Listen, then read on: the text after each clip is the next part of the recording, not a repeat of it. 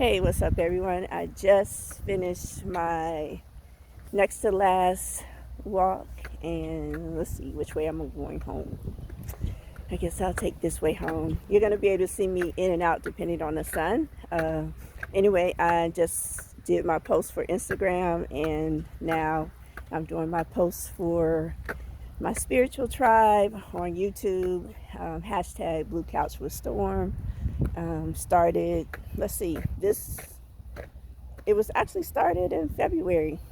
So we're going on about 2 years. So anyway, I am just got through listening to Sister Myra, and then Black Magic mentioned something about Sister Queen Afua. And it's so funny because when I was at one of my roughest moments, really didn't know what to do. I had just come out of an abusive relationship where my arm was almost torn off my body, and that was even a miracle. The doctor wasn't able to fix my arm with what he was given, and he later told me that his own personal conscience could not leave my arm where it was just dangling from my body. So he went ahead and did the work that it would take for me to use my arm, which I'm holding up now with this phone. So I'm grateful to him. I'm grateful for the Spirit for leading me to the right doctors. Of course, I'm grateful to have health care. Whatever level of health care I had at the time was more than I would have had. And so I'm grateful that even with that, where I didn't know what to do, I didn't even know what was going on with my arm. I didn't know how serious my arm was. That Spirit still stepped in and took care of everything. So that's why, like, at some point, it's like, okay, you do all you can to work on yourself and different things like that, and at the other part of it is just other things that that take place that we have no answer for, no rhyme or reason for. We don't know how we came to have that situation happen. I mean, I don't even I don't even know. I was in such a personally, I felt like I was in such a spiritual place at the time. And so anyway, I went to get my Sister magazine out of the mailbox. I went to get my mail, and the magazine fell open, and the middle page was Queen Afua.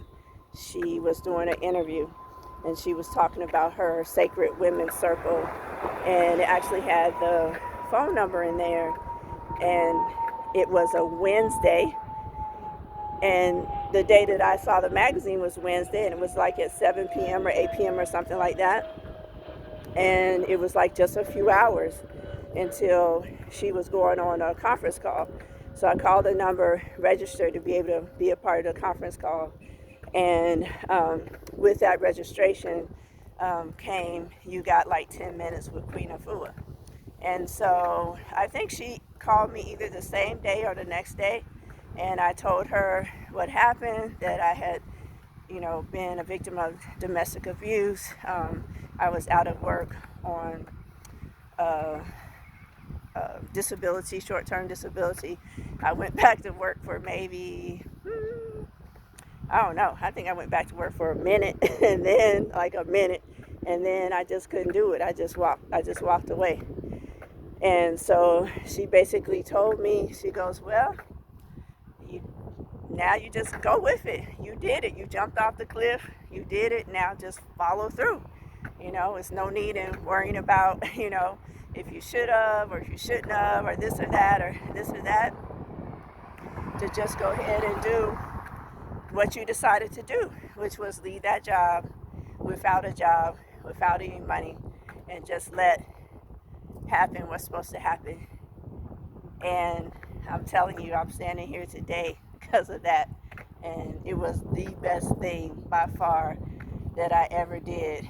And it was a tough situation because I was just in like a real state. I was still living with a person who abused me. I was deep in just guilt and hate for myself and wanting forgiveness for myself. I felt like I was such a horrible, bad, terrible person. And uh, even though I don't know if saying I deserve consciously for someone to hurt me, I did not feel like being punitive against someone who hurt me because I have hurt others, myself, my family, my children, everyone, in some kind of way. And that's, I'm not running away from karma. I guess that's the best way to say it. And so at that point, um, I wouldn't turn him into the police, and my family were, not happy about me still being around him. And I didn't really understand how to say things the right way, and I'm pretty sure I don't say things the right way still.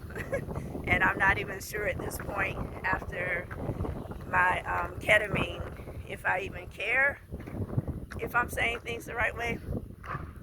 Um, However, I just felt like my family had violence in it, and they may not have called it violence. However, I'm just a real soft-hearted person. I'm just like super, super soft. In fact, I was laughing the other day because my middle daughter was telling me about my granddaughter. She's like, she cries all the time. She just cries. If it's first thing in the morning, she cries.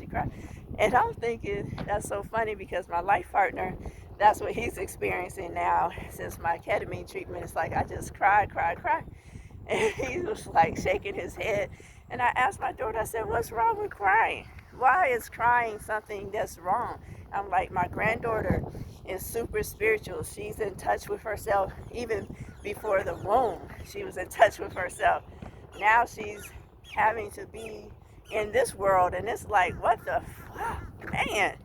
And it's like, since my ketamine treatment, it's like everything is just, I'm just cringing, toes curling, fingers curling at the brutalization of this world, And it's like, wow, no wonder I was like I was, No wonder it took all what it took to get me to this point. This world is brutal. People are brutal. Their words are brutal. The conscious and the unconscious is like just that brutalness, And then the energy and stuff like that is like you can just feel the energy. It's just that brutal kind of energy that's just, it's like spread out, like someone just spread it, like a farmer spreading seeds out, And it's like, since the ketamine, I can just feel it, damn near can see it, you know. And so I'm thinking about my granddaughter. I'm like, well, hell, of course. You wake up and you're in the astral world, and you're in your lucid dream, you're in your beautiful place, and then you wake up to this shit show, that everyone else is calling a world. And because you have your gift, because you're empath and all that, you feel that, and it's going to take her learning how to put herself at a frequency, so when she wakes up, she's in that frequency and not this frequency. And for me, listen to Sister Myra, I'm understanding that where I'm at this phase is just, excuse me, it's just, I'm at the 180 degree where I've done my 180, and now my spiritual counterpart, which is Pisces, which we just entered into Pisces today, the month of March for Pisces, not the actual date for Pisces, because we know that's in February. So anyway, so the month of March is today, the 1st, my dad's birthday. And so which now makes sense for the connection that I have with my father's spirit that's always calling on me for this and that or whatever. But that's another story. So anyway, so listening to Queen Afua, I got through that whole situation where eventually the gentleman who broke my arm just had a total breakdown, and he's like, I wish you would have turned me into the police. That would have been better than showing mercy on me, because he couldn't live with my forgiveness of him. He couldn't live with mercy. He couldn't live with that. It was driving him crazy. And I was like, I couldn't do it, because I felt like it was a spiritual moment for me. I felt like all my bitterness and anger and hate, you know, and people think about evil people as like, you know, you're going to get a gun and stab and kill people and stuff like that. No, the best evilness is manipulation. The best evilness is gaslighting. The best evilness is narcissist, because you keep a person just out of their off balance. They don't know what the fuck is happening, and you're standing here like, I don't know either. And you done did something, you know. You could fuck with people for so long and just get so much enjoyment and pleasure out of treating people that way. You know, you don't have to put their hands on them. That's why it used to crack me up when people be like, I'm this way, I'm that way, I'm this way. I'm like, yeah, no, you have no idea. You have no idea what evilness is in this mind and heart. None. Zero.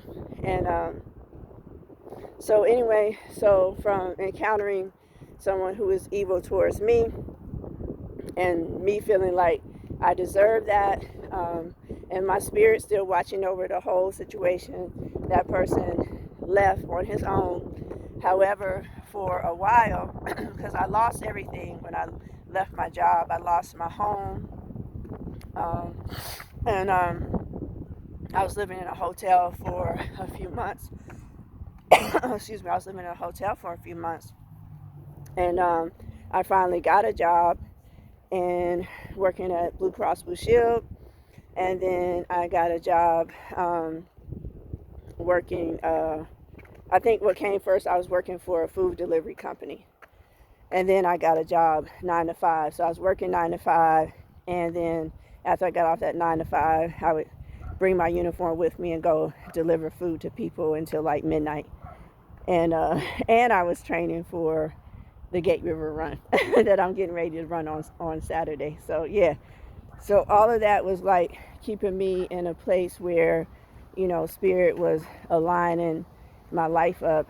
And that one synchronistic event with Queen Afua, you know, I mean, what is that where you hear about somebody and the magazine drops open and it's that person? I mean, come on, you can't make this shit up.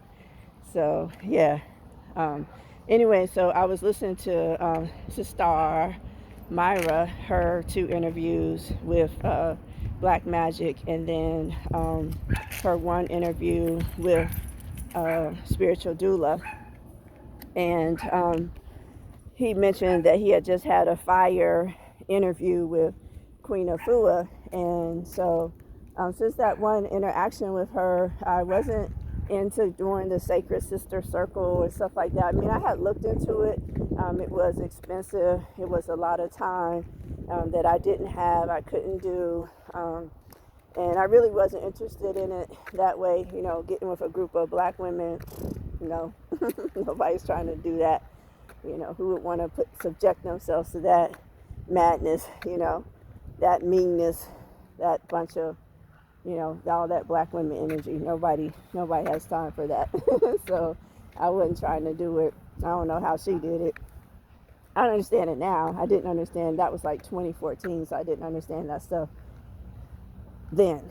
And so anyway, fast forward to, I tried her products a couple of times. I did the green thing that she had when I was trying to lose some weight, which I never did, because my eating was about, you know, my spirit being displaced with itself. So it didn't matter what I tried to change my diet or do whatever. at that moment I needed some more spiritual work because I was just out of order. So super green. So I tried that a couple of times, and that was it. And so I follow her on Instagram and stuff like that. Her and her sons and stuff like that. I think that whole thing is amazing. However, I didn't have anything else to really do with her till today. I wasn't really interested in listening to her talk about food, change your diet, eat healthy, and stuff like that. Wasn't really interested in all that. I'm like, okay, that's stuff that I understand needs to be done. I'm just not there yet, and I know what she's gonna say, and I'm not there yet, so I'm not even trying to hear it. So anyway, my spirit just kept prompting me to go ahead and listen to it, and so it's really good. I haven't even finished it yet, and it's really good. So I finished my run, so that's why I stopped to come talk to y'all. So yeah, so it's just been awesome with Sister Myra and Queen Afua, and both of them are 70 years old. They both look great. Sister Myra said that she's in the healing stages of her 180 degree. So she's going through with her knees and her legs and her feet. So we all just continually send energy to her while she's on that part of her journey. Anyway, what I'm thinking of is just the whole healing process and synchronicities. I think that's what's really on my mind. I have a private situation going on concerning healing, and I just really didn't know what to say because this person doesn't trust me. And then the other side of it is I really know that you have to know for yourself. And the other side of that is that no one, like, you know what I'm saying?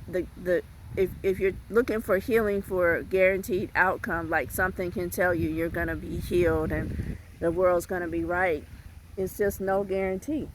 No one can tell you that. If it's not the will of yourself who created you to have that experience in this realm, you're not gonna have it. You're gonna wind up more matter. The best thing to do is, the will of my life is the will of me. And in that place, the will of my life is the will of me. I created this, and I created myself for a reason. I created my life to exist on a frequency that even needs healing for a reason. And the more I continue to heal myself, expand myself, operate more in my frequency versus dropping in and out of my frequency, the more that I understand who I am and what I am, the more I understand that I created myself and I accept responsibility for all the consequences, good, bad, happy, sad, mad, glad, whatever it is. I forgive myself, I love myself, I operate in that space. When I know better, I do better. I accept the consequences of my actions, Hang on.